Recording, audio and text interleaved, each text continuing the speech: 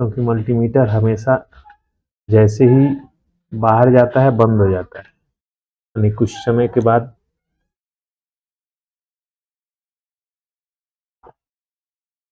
चलिए देखते हैं इसकी कंटिन्यूटी। तो एक हमारा जो टूटा हुआ है ये प्राइमरी का, ये यहीं पे है और ये सेकेंडरी में आ रहा है, इसमें नहीं आ रहा है। तो हमें ये वायर निकालना ही था, तो अब हम इस वायर को इसमें लगाएंगे और फिर वापस जो है इसका चक्कर लगा देते हैं। जितना था उतना, यानी उसी वायर को हमको वापस लगा देना है। तो यहाँ पे हमने वो वायर ले लिया और इसको साफ करना पड़ता है। ये वाला हिस्से को साफ करना पड़ेगा। इसके ऊपर एक लेयर होती है, आइसोलेट होता है, आइसोलेशन जिसको बोलते हैं। इसके ऊपर एक कवर होता है।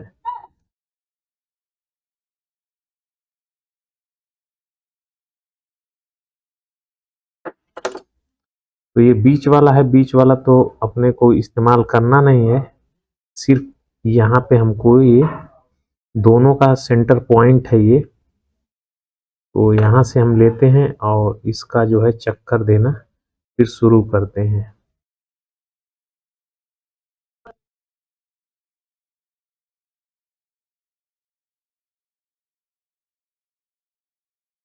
ठीक है, तो हम इसको चक्कर दे लेते हैं पूरा,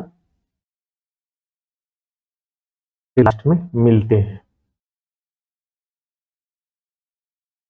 तो यहाँ पे मैंने लपेट दिया, इसको भी साफ करना होगा।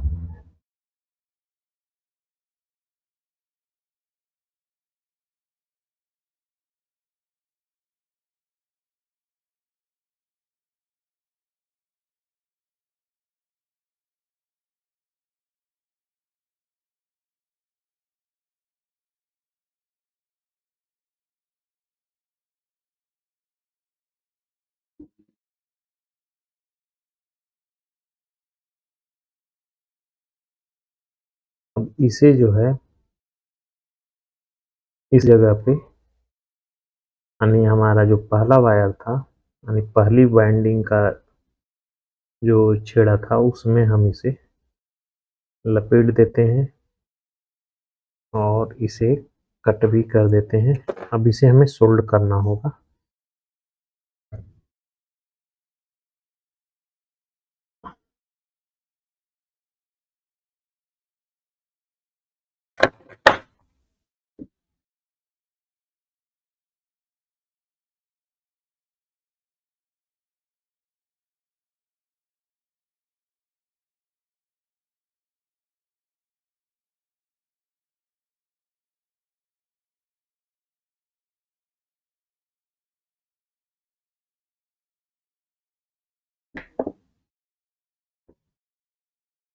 और ये वाला जो है बार बार ये उखड़ चुका है, तो इसको भी हम यहाँ से उखाड़ी देते हैं पूरा।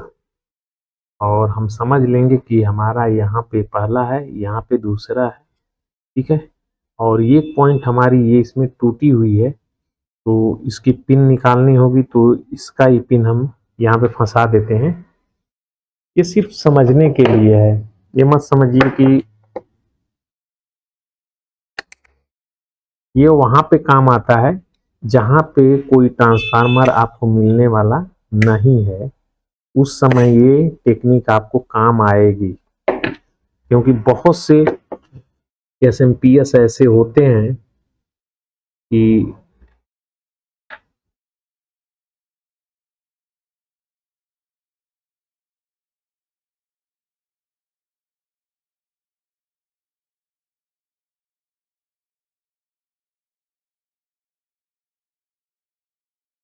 तो ये पिन हमने इसमें लगा दिया, एक पिन। अब ये वायर रह जाता है हमारा, ये वायर है।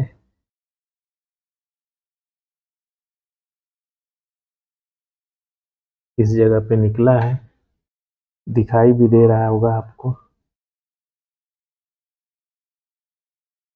यहाँ पे बिल्कुल एक बारीक सा ये वाला पॉइंट, ठीक है, ये वाला। तो इसमें एक तार जोड़ेंगे और इसमें एक हल्का सा जॉइंट कर देंगे। ये बारीक वायर भी रहेगा तो भी चलेगा, ठीक है, क्योंकि यहाँ पे ज़्यादा करंट फ्लो नहीं होता है और ट्रांस ये जो वायर है उसी के साइज का लगभग लगभग ये हमारा वायर भी है।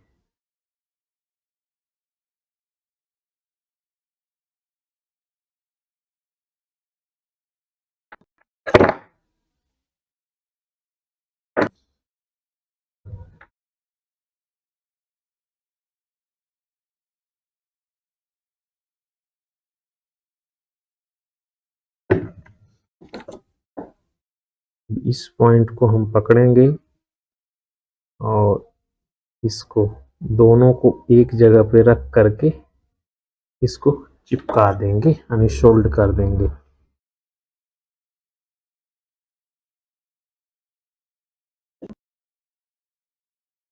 ये सोल्ड हो गया। अब हमारी प्राइमरी की बाइंडिंग अगर सही होगी तो कंटिन्यूटी जो है शो करेगी, यानी 1 नंबर और 3 नंबर। तो यहाँ पे शो भी कर रही है और ये बराबर है, ठीक है, ये बराबर है। ये हमारा अभी ट्रांसफार्मर ओके हो गया। अब करना क्या है, ये वाले को साफ करके लगाना होगा और इसे भी साफ कर लेते हैं, क्योंकि मैं इसे डायरेक्ट लगाऊंगा। डायरेक्ट बोले तो इसकी जो पिन है, पिन तो है नहीं, तो इस वाले को हम इसमें डायरेक्ट लगा देंगे और चालू करेंगे।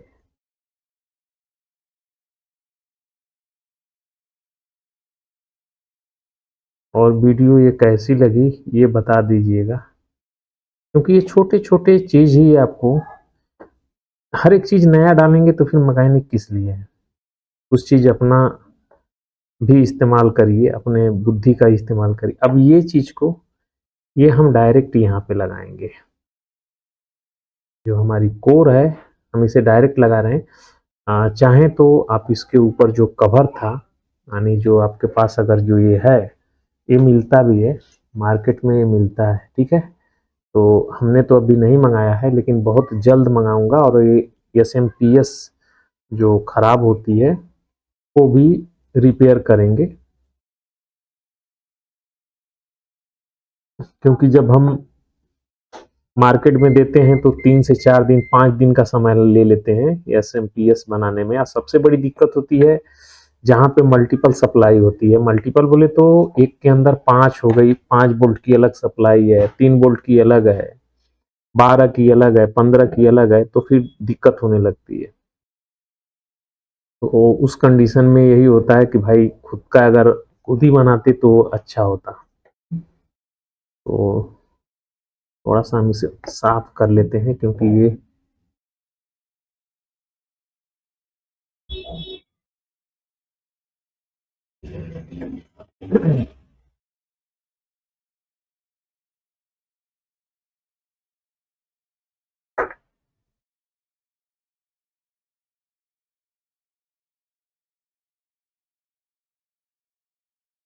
और इसे सटाने के लिए आप फेविक्विक का इस्तेमाल कर सकते हैं, ठीक है। इसको चिपकाने के लिए दोनों को आप फेविक्विक का इस्तेमाल करेंगे और इस वाले पॉइंट पे करेंगे, कॉर्नर पे जो बचता है इस पे करेंगे। तो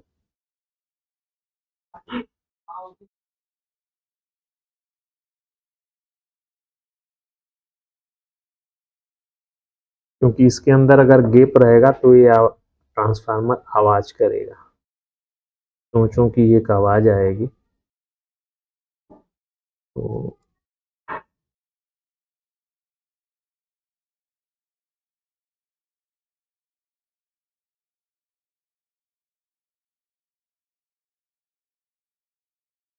चलिए, नियर अबाउट हो गया, ठीक है। हमको तो ये सर्किट स्क्रैप में ही डालना है, कोई ऐसा है नहीं। अब हम इसमें लगाते हैं। अब ये डायरेक्ट जाएगी, जो हमारी 2 पिन थी उसमें डायरेक्ट करेंगे। तो हमारा ये ऐसे रहा।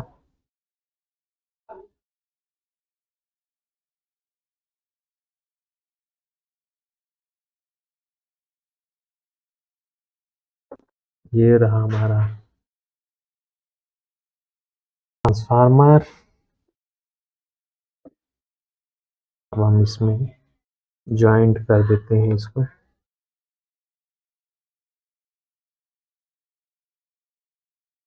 इसमें एक्सिलरी वाइंडिंग नहीं है, यानी जो दूसरी जो सप्लाई होती है हमारी, जो VCC के लिए होती है, तो इस आईसी में VCC का कोई अलग से पिन यानी नहीं है। तो इसके लिए इसमें जो है इंटरनली रहती है, सॉफ्ट स्टार्टिंग इसके अंदर ही है।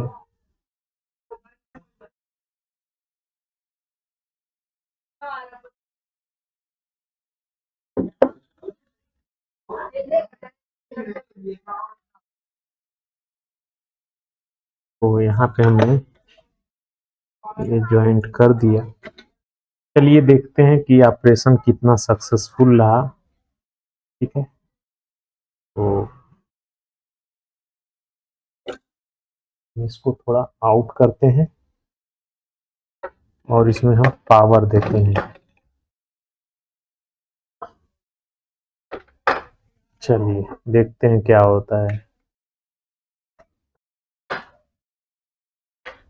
तो हम मीटर को फिर वापस चालू कर देते हैं।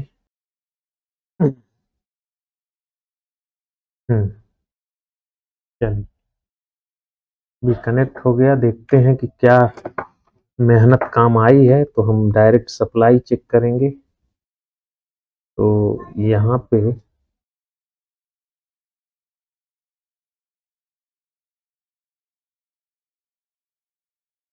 तो हमारा 12 वोल्ट हम देख रहे हैं कि बन गई। ठीक है,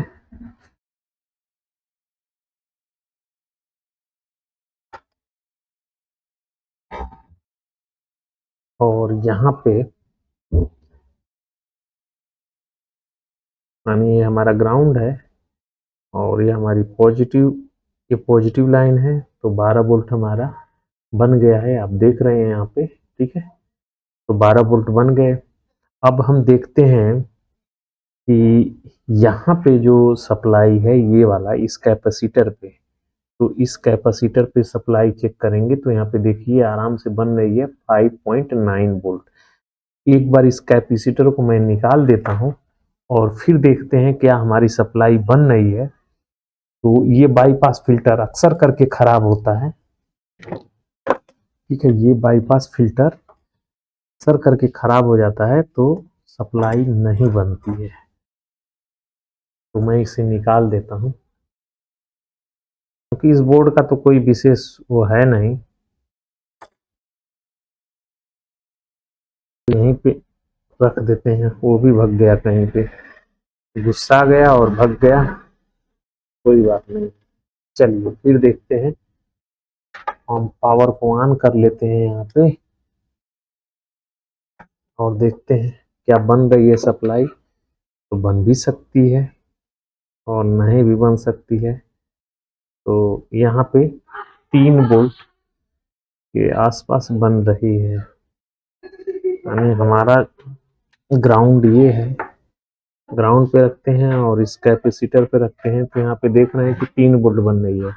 अब ये अगर कैपेसिटर नहीं है या खराब हो चुका है, तो आप इसमें अब कितना भी आईसी बदलिए, कितना भी आईसी बदलिए, फीडबैक के लिए पूरा खंगाल लेंगे, कुछ भी नहीं हो सकता है। इसलिए जानना जरूरी है कि यहाँ पे जो सप्लाई बननी चाहिए वो बन रही है कि नहीं। तो यहाँ पे 1.9 वोल्ट बन रही है, तो ये कभी नहीं ऑन हो सकती है, यानी फुल अपने सिस्टम पे नहीं काम करेगी। इसका बना ही है एक्सटर्नल, जो बाहर के लिए जो कैपेसिटर लगता है उसे लगाना ही है। और इस कैपेसिटर की वैल्यू क्या है तो वो भी देख लेते हैं। इसमें क्या दिखाता है, वैसे तो इसमें 104 करके ऐसे दिखाई देगा, एमएफ या कुछ करके आएगा। हमारा लगता है रिमोट का सेल भी खत्म हो चुका है और ये डिस्कनेक्ट भी हो गया। ये सबसे बड़ी दिक्कत है, बार बार डिस्कनेक्ट होता है। बैटरी इसकी खत्म हो चुकी है। चलिए कल के डेट में ऐसा नहीं होगा।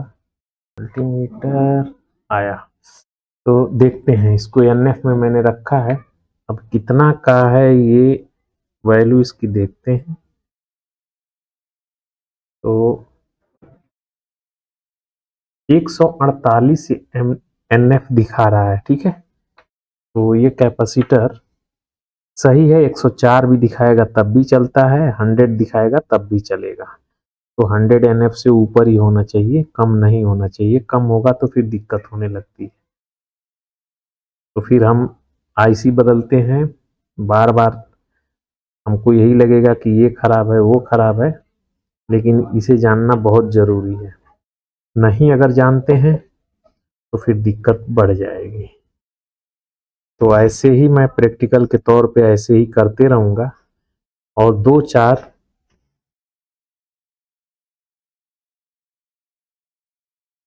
तो फिर ऑन करते हैं, देख लेते हैं क्या हुआ। तो चलिए वोल्टेज पे डायरेक्ट देख लेते हैं, नेगेटिव या पॉजिटिव। तो 12.14 वोल्टेज हमारे यहाँ पे रेडी हो गए।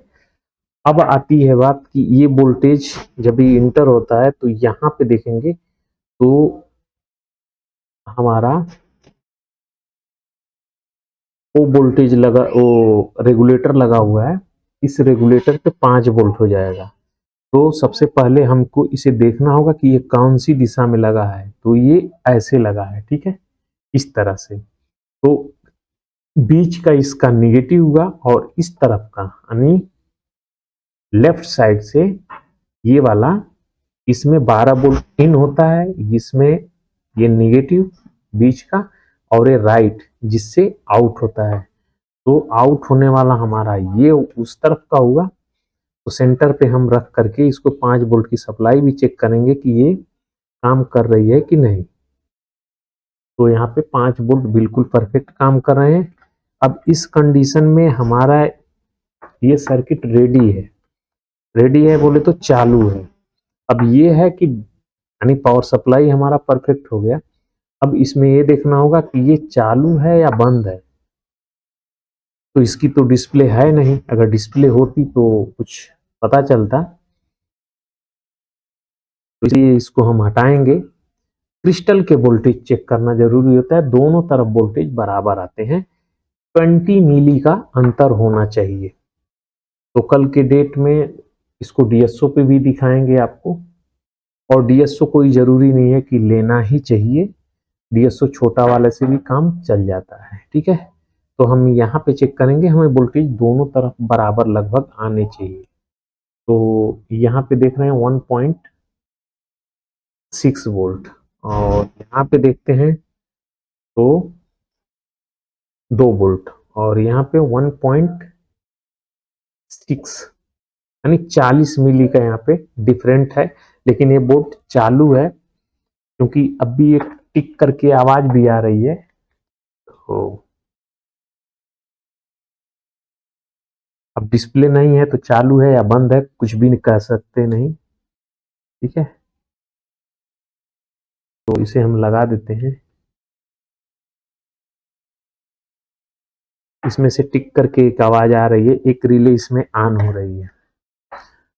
अब कौन सी रिले है उसे पता करने के लिए, ये तो आगे का हो गया थोड़ा, क्योंकि आगे ही समझ में आएगा। तो सबका कॉमन ये है, तो कॉमन पे एक रखते हैं और सभी को एक एक करके चेक करेंगे, कोई एक इसमें ऑन हो रही है।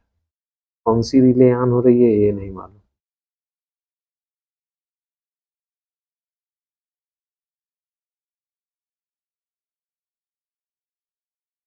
ये रिले ऑन हो रही है, ये वाली, ये एक रिले है जो एक ऑन हो रही है। आप लोग को आइडिया होगा कि कौन सी रिले है, संभवतः ये फैन की है, बराबर, ये फैन की है। 1 2 3 ये फैन की होती है। तो ये पहली वाली रिले ऑन हो रही है। अब कमांड रिमोट ये होता तो कमांड देते तो ये वाला चेंज होता है ऐसे। तो चलिए नेक्स्ट वीडियो में फिर दूसरे पावर सप्लाई पे फिर हो सकता है तो करेंगे। आप लोग को ये वीडियो कैसी लगी, ये बहुत ज़रूरी है मेरे लिए जानना, बहुत ज़रूरी है। मैं बोल रहा हूँ ना कि कितना ज़रूरी है। अभी आपका बोलना मुझे उस दिशा में लेके जाएगा जो कि मुझे करना रहेगा, और बाकी तो मैं अपने हिसाब से चल रहा हूँ और चलते ही रहूँगा, लेकिन आपका बोलना थोड़ा अच्छा रहेगा। तो चलिए, ये बोर्ड हो गया, रिपेयर भी हो गया और बहुत खराबी के बाद हुआ, ठीक है। तो चलिए, नेक्स्ट वीडियो में फिर मिलते हैं। उससे पहले आप कमेंट कर दीजिएगा ताकि हम उस पर वीडियो बनाना शुरू कर देंगे, ठीक है।